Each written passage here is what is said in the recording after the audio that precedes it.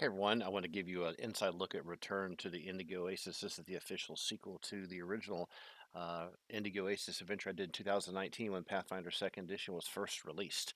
So now that we've got the Pathfinder Remaster, I thought it would be really worthwhile to go back and make a sequel and kind of advance the storyline, connect to the things that happened in the first one, while also creating something that you could play freestanding if you don't ever play the first one. So I'm just going to flip through the module here. It's about 20 pages of full color slides to give you a sense of what's inside and what some of the storyline elements are.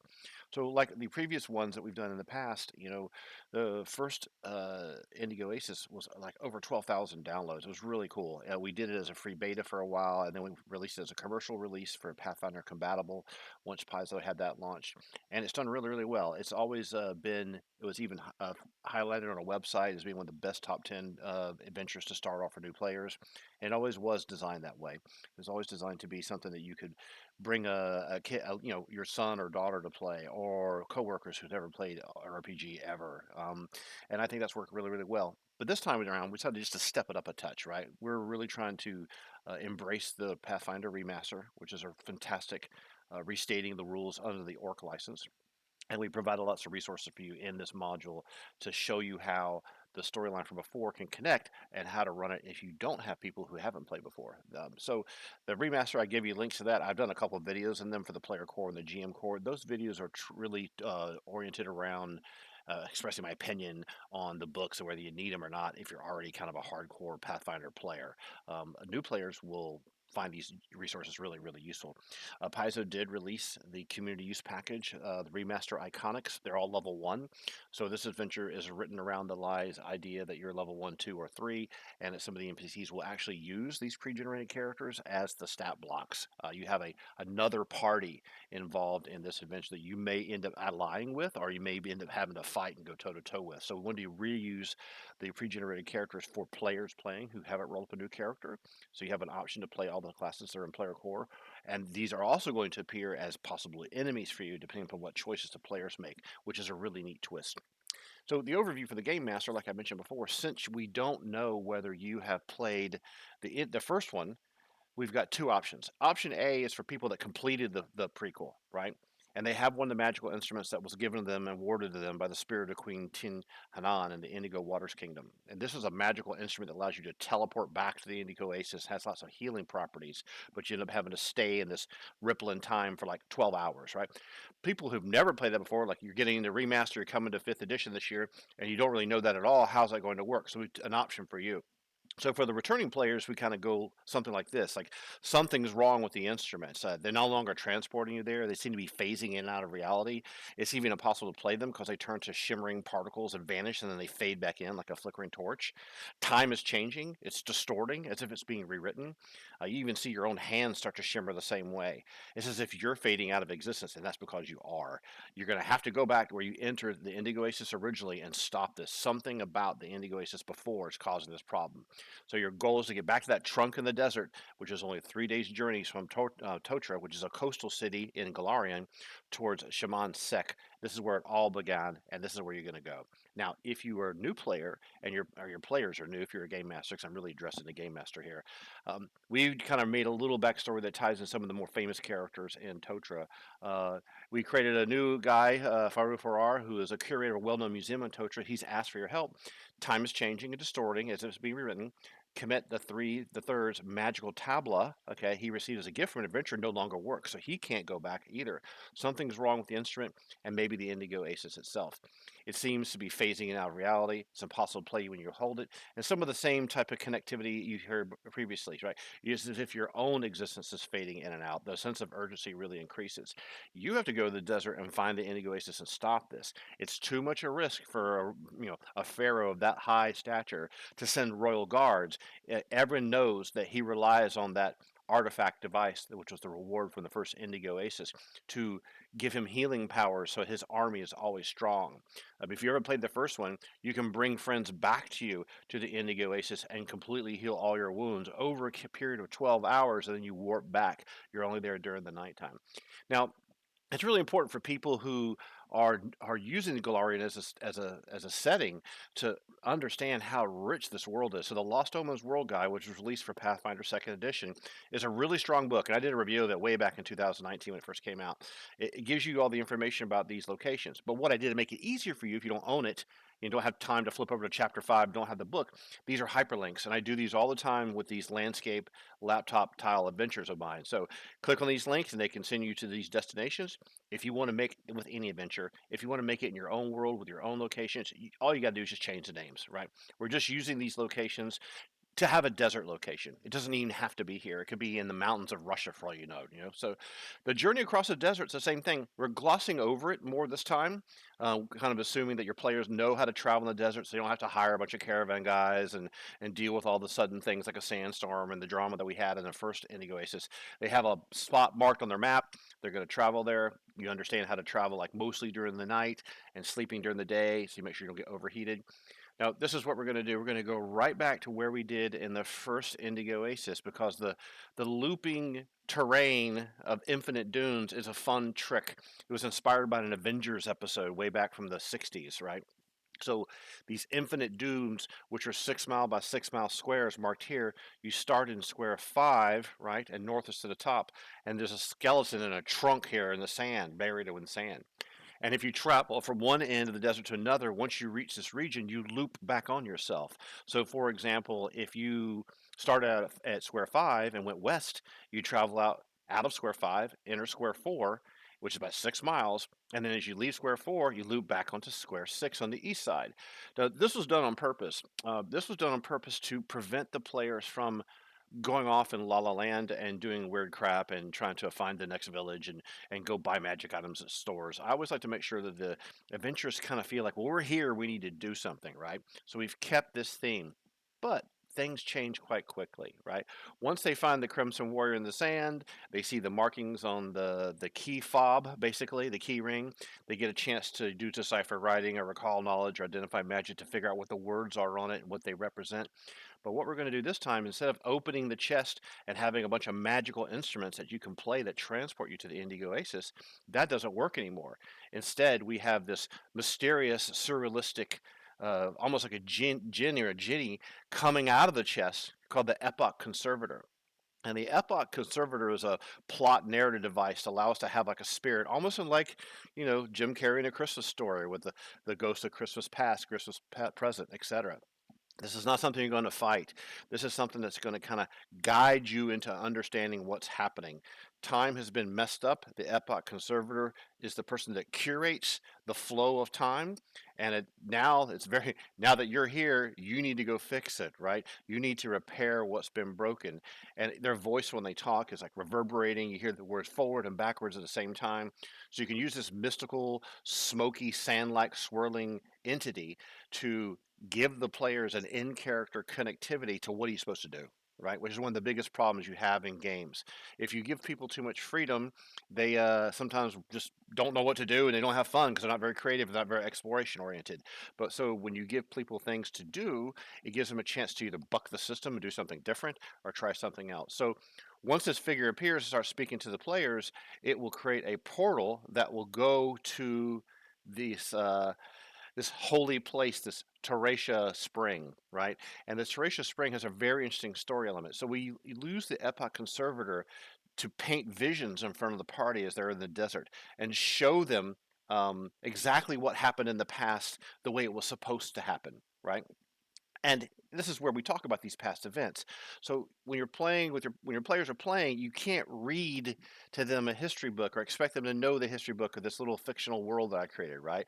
What you have to do is have someone either show it to them. So you kind of want to use these words and describe these things, or do it in your own way. So but the storyline goes on to this. Once there was two brothers, Mechmed Tinan III, who ruled the Indigo Waters Kingdom, which is Jana's father, Ahmed Tinan, who ruled the Crimson Sun Kingdom.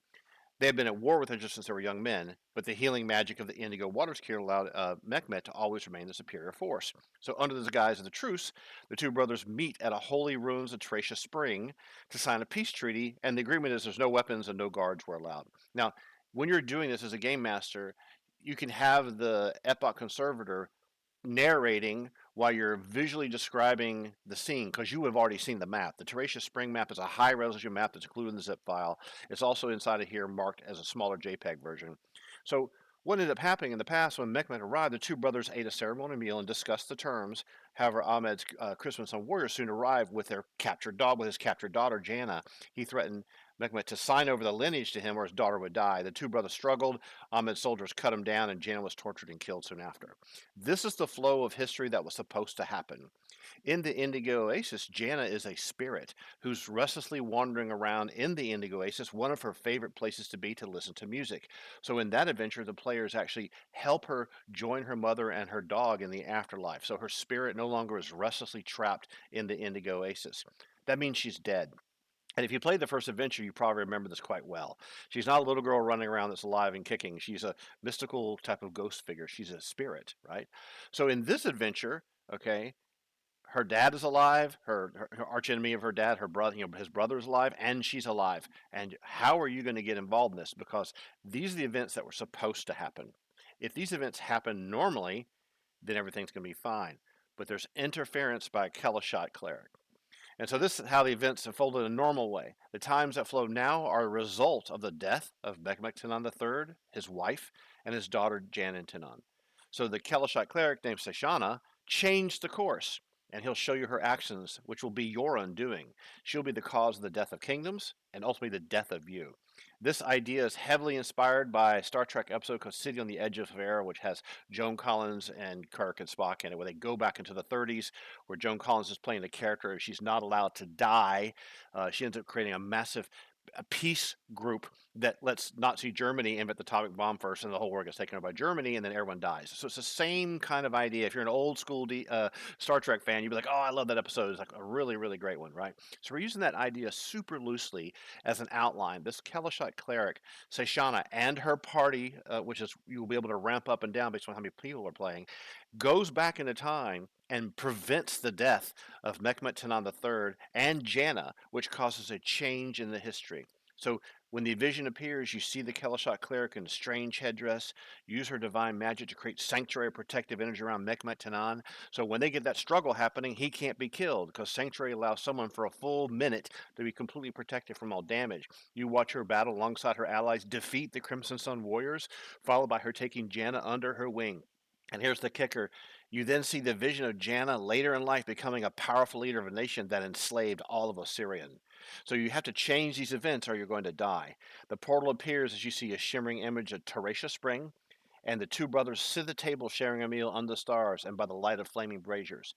So very similar to the Christmas Story movie. Was originally released in 3D. It's done by Robert Zemeckis, where you have Jim Carrey playing all these different parts, and the Ghost of Christmas Past and the Ghost of Christmas Present show you images in time of this is what was supposed to happen. This is the little boy stuck in school. This is the young woman that you first met at a dance hall. Those types of elements. That's the vibe we're trying to do here. We're trying to capture the situation where you know you're being shown the way things are supposed to be, and then you're being shown what went wrong. And then you're being given an opportunity by going into the portal right before this stuff happens and stop it from happening. So this is going to be very much a dilemma for the players to resolve because they may and may not all agree about what to do. Some of them may say, "What should we do?" and have an argument. Some of them may jump into the portal because once they jump into the portal, they're going to appear right at the edge of the camp at this spring, and they can either confront Seshana, they could kill her. She is going to be accompanied by allies in a 1-to-1 ratio using the iconic pre-generated characters from the remaster. They can try to talk her out of interfering. She'll state that her vision from Sarene makes her so strong she has to do this.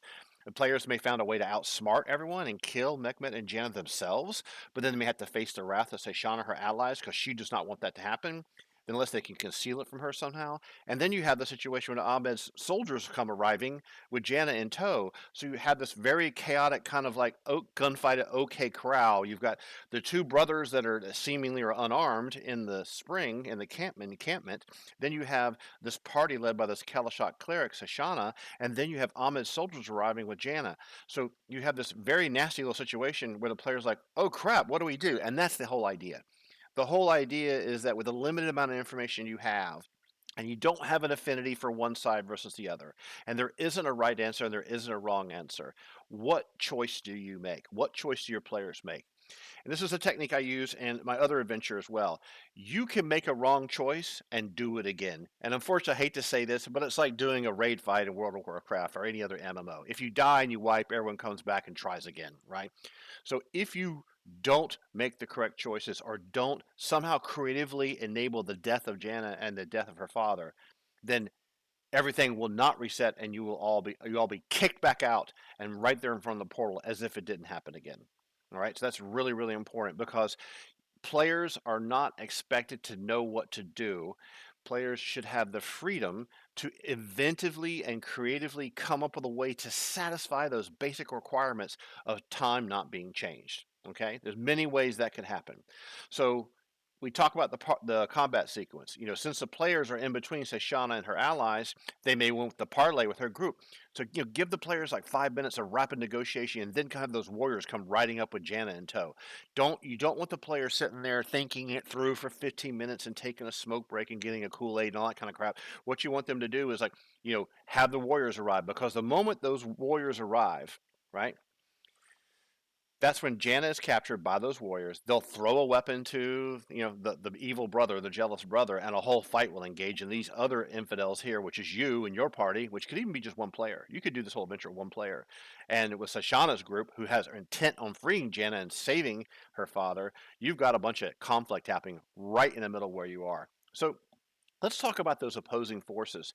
You may have heard and kind of picked up on me talking super fast about how you need to have one-to-one relationship. What do I mean by that? Okay, so you need to have at least one soldier from Ahmed's faction per player character count and the number of forces Seshana her allies have. This will ensure a complex, even battle. For example, if you have 4 player characters, say someone's running a druid, and they're running a wizard and a witch, and then someone else is running a warrior or a fighter, then Seshana will have 3 allies, which gives her 4. So that's 4 players, 4 NPCs, and that means you have 8 Crimson Sun warriors arriving. Now the stat blocks of the Crimson Sun warriors are relatively conservative, but they're still lethal and nasty. All right, they're all martial class fighters that have spears and scimitars. They're not going to be casting any spells or anything like that. And I talk about later in the module, like, how do you make choices with the iconics? Which ones are going to be on Seshana's party? So if you actually allow or kill yourself, Mehmet, and if they die in this scenario, then you appear back in front of the Epoch Conservator of the Desert and says you repaired the fractures of time. All is as it was and shall be. And in this case, the trunk and the sand is now full of instruments, and you can play the prequel. So it's a neat way for someone to play things out of order. Do chapter 2 first, and at the end of chapter 2, if everything goes good, you can go back and do chapter 1. So now if the players die, you heard me mention this a few minutes ago with the World of Warcraft reference. If a player dies before the success condition, they vanish from the battlefield and wake up alive in the desert in front of the Epoch Conservator, and the portal's still open. If they look into the portal, they can see the shimmering image of the Taratia Spring, where their allies are probably still fighting. Just jump to the portal and go. Join the battle in progress.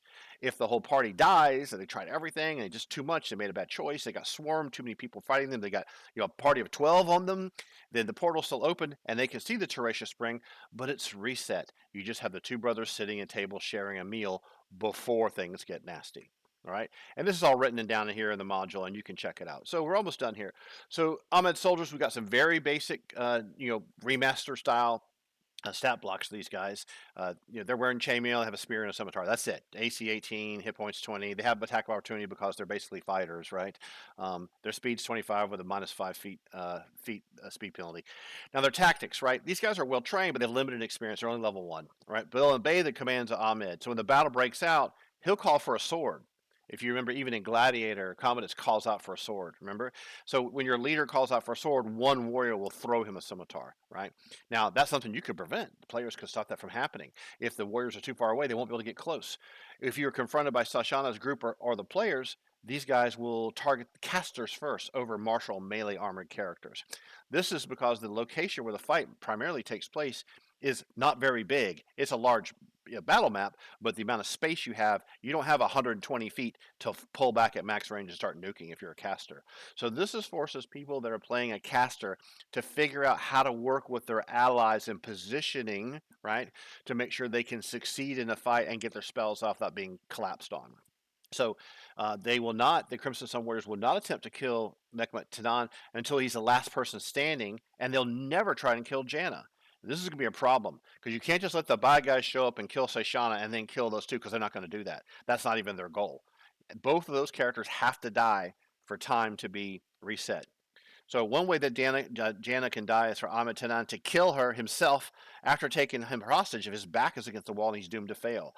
The players could kill Jana if they wish, but most people never really kill children. And our intent here is not to create an adventure that's about kill a child, right? That's not really cool. But you should imply that if they should kill Jana in any way, shape, or form, however, allowing her to die is just as noble, will give you the same result, right? Killing Jana will, of course, be a victory condition. But I do want to repeat this because people are very sensitive to things in the modern world. Words hurt people's feelings, right? This adventure is not about killing a kid. This adventure is about establishing a flow of time where a child dies and her father dies. The child and the father must die for time to be returned to normal because they did die. All right. So make sure that's very clear. Now, the two brothers, these guys are just complete duplicates, but they don't have any armor, right? And so if one of them gets a weapon, you can see the weapon numbers are down here. If they get a weapon from the battlefield, like a spear or a scimitar, that's what you would have. Now, there's tactics here. So Ahmed, who's the villain, if Ahmed feels he's losing, he'll grab Jana and take her hostage with a concealed dagger, right? That concealed dagger won't come out in any other situation except for this. This is for a dramatic effect. Then he'll kill her himself if his back is against the wall and feels he's doomed. So in that situation, if you and Seyshana try to defeat the bad guys and this other guy his back is against the wall, then he will be the guy that kills Jana, so everything's okay, right? Very tricky. Now, Mekmet Tanan doesn't have any weapons, but he does have to get a weapon. He'll do everything in his power to rescue his daughter, which means if he has a weapon, he'll grab his daughter, try to pull her over towards Seyshana. She'll ask for them to help them. She'll cast spells to help him, and suddenly you've got the players versus the NPCs, and also this ruler of this kingdom and his daughter as your enemy. So this is what the trick is of the whole adventure: is you get slung into this conflict. You don't know who all the characters are. You maybe can infer A versus B and B versus C. The Epoch Conservator told you what must happen, who must die in order for this to be reset. And you can fail and try it again. So now Seyshana's allies. Let's talk about this, and this is going to wrap things up. So you should ensure there's at least one Crimson Sun Warrior for Ahmed's faction per player character. But when you use these community use package Pathfinder Remaster Iconics, just use the ones listed here, which is Harsk, which is a Dwarf Ranger, and Valeris, a Human Fighter. To keep the ancestries and all that stuff the same, don't even change it, right? Have her recruited these martial characters of Harsk and Valeros in the order listed above. So if you have two players playing, you're going to have Seyshana and Harsk. If you have three players playing, you're going to have Seyshana, Harsk, and Valeros. If you have four players playing, you have Seyshana, Harsk, Valeros, and another one. And just rename them. Give them a different name. This will give you the stat blocks that have all the abilities and everything picked out. And if you're really good at playing a character, this is going to work out very, very nasty for you. If you're not good at playing the character, these iconics have everything about their abilities written and spelled out for you. So all you got to do is just read it real quick. You don't have to look it up in a book. I decided to do that because I thought it would be much better way for people to learn how to read the stat blocks of a very robust player character. And you might find that when you're game mastering this, that, well, I know what Valeris can do with the shield. He's going to be up in the front, and I'll have Harsh pull back at max range, start plinking away. So, I mean, you are given some very interesting tactical things you can do, but you can tweak that knob as a game master to make them a little dumber or a little smarter because they're going to have those equal abilities to the party. Now, if your party's all like level 3, they're probably going to win by attrition, but people that make mistakes will die in Pathfinder. We know how that is. The goal here is not to kill everyone, but if people die because of their bad actions, they're going to get that reset. Okay, so have fun. The battle should be tough, confusing, and challenging for players to decide the right course of action. And that's the whole theme behind the whole thing, is going back and tying into the original Indigo Oasis and presenting you the situation. It's like, my instincts tell me I should do this, but I feel like I should do that, but I'm not really sure. And what's really happening? I've been told to do this. And that chaos should be a lot of fun, right? All right, cool. Well, hope you had fun listening to me to talk about this. And I have a lot of other cool content on my website, everything from novels to 2 original game systems I've written, and other versions of the Indigo Oasis in Osric and Pathfinder, and even in Decimation, and even a Halloween adventure called Scarecrow's Lament. So have fun, check out my stuff. As always, give signs and feedback. Give feedback if you want, and we'd love to hear from you. Take care. We'll talk to you later.